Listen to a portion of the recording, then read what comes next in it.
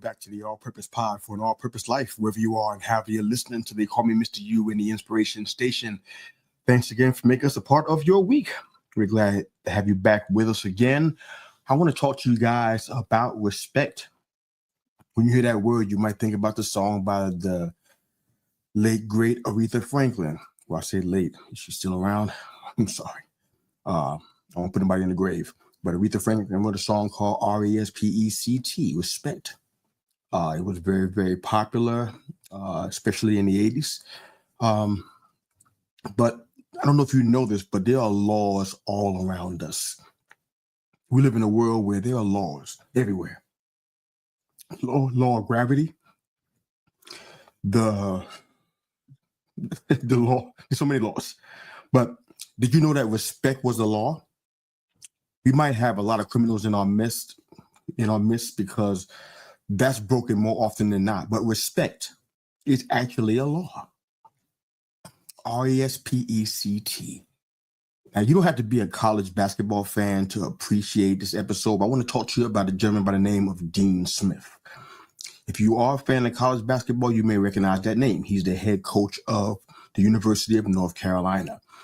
He was considered probably one of the best to ever coach at that level. 32 years in the game.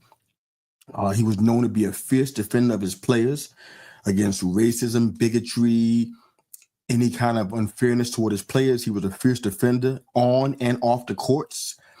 He won a total of 879 games. He had 27 consecutive 20-win seasons, which is actually unheard of in college basketball. 13 ACC titles. He made it to 11 Final Fours and won 2 national championships. Excuse me. Definitely a legend in his own right.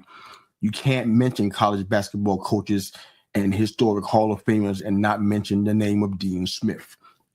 Why am I talking about him today? Because I want to show you the law of respect in action, and perhaps you can apply it into your life where you are. Now, in every accolade, the law of respect was clearly evident with his players. Even to this day, his players still respect him and honor him, even though he's not coaching on that level anymore. Now, did they follow him because he was a better leader than they were? Perhaps. Did they follow him because he pushed them to be better than he was? I'm sure that's the case. Did they follow him because they knew he would authentically care about them and their families, and he wasn't concerned about chasing status and position? Could be.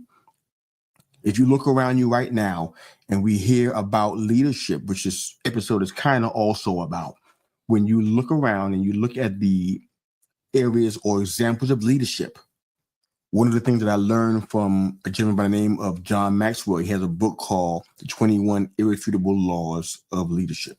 And one of the things that I did see in this is that you can tell someone's leadership influence not only by how many people follow them, because social media will give you a bad idea of that, make you think that these people are leaders because they have 1 million followers. That's not an indicator or a strong indicator for leadership. But the positive changes that take place in the lives of the people that are following is a very strong indicator of leadership. All of Dean Smith's players were fierce defenders of him as much as he was for them during their playing years. Even though they retired and have moved on, he's fiercely defended them, and they fiercely defend him as one of, if not the greatest coach to ever step foot onto a parquet in the annals of college basketball history. In 32 years, 49 men that were under his coaching tree went on to play basketball professionally. They all credited him for his ability to coach and their success as players, and even some that went into the coaching realm credited him in his ability to coach other young men like themselves. He even coached the greatest basketball player of all time by the name of Michael Jordan.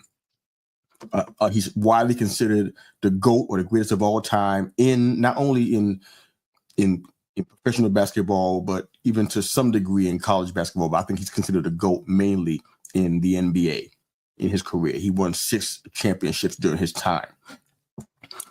Even he understood the law of respect. He determined that he would only play for one coach in his long NBA career, which is a gentleman by the name of Phil Jackson.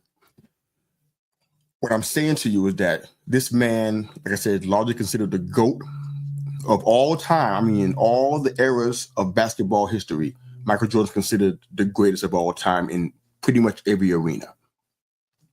And even he says, you know what? I respect this man, Phil Jackson, so much that I'm not going to play for anybody else but him. Not only does he get me, but he has elevated my abilities. He's elevated me as a person and my self-esteem. And he has done so much for me on and off of the court that I want to play for anybody else. Our bond was created because of Phil Jackson's ability to lead. Same with Dean Smith in the college realm. These players, even to this day, the ones that are still living, swear by Dean Smith, and he's not even in their lives in that way, but he still swears by me. I even heard a rumor that Dean Smith would send them all money every year to give them a free $200 dinner.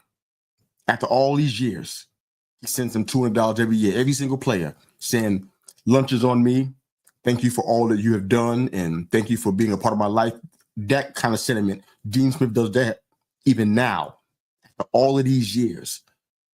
That level of respect, you can't buy that from Walmart on discount. You can't get that from Temu.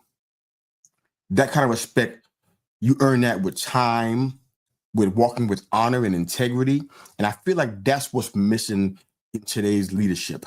We may not have time to get into a lot of that.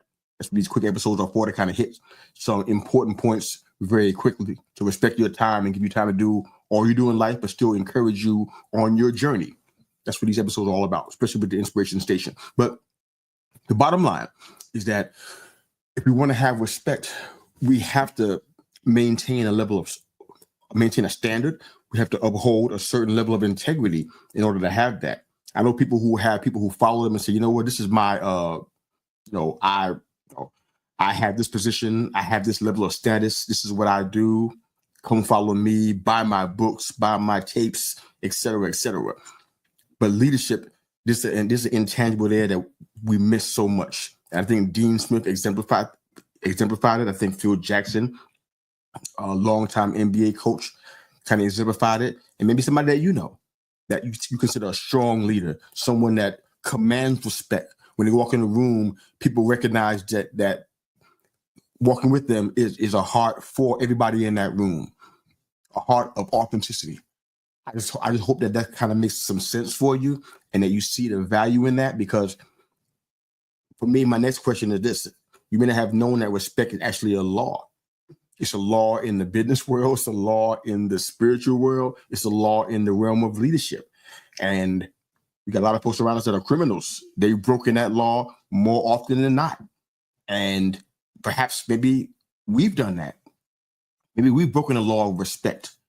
I encourage you today to stop breaking that law, to begin to start respecting the authority that you're under, begin to start respecting those that are in authority in your household, begin to start respecting those that are in authority in other areas of your life, whether it be ministry or in organization. Begin to start respecting that authority. Respect the fact that they're there and they've been placed there for a reason, even if you don't agree or you think you can do a better job. Deal with that within yourself, because you're going to have to, but respect the authority that you're under, because that's how God operates. That's how God functions. And he puts a hierarchy there for a reason.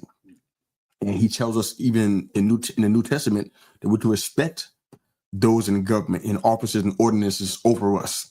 Respect the police officers, respect the firemen, respect the ambulatory workers and the first responders, respect the president of the United States, respect those that are in office over us locally in city government. Respect those in authority in your own household, in your ministry. Respect those in your organization where you work. There's a law, and breaking it causes us to be in a place on the outside of success, on the outside of prosperity. We can't have that if we don't respect that law of respect. So I hope that makes a difference in some small way in your life. I hope that makes sense to you. But thank you for listening to us. Thank you for continuing to support the show. Please share us wherever you find our episodes, on the audio side, Apple Podcasts, Amazon Music, Spotify, etc. Or, of course, on our YouTube channel They Call Me Mista Yu. Please continue to share us. Please keep listening. If you have any questions for us, send them our way. We'd be happy to answer those questions for you. Have a great day. Thanks again for listening. We're out of here.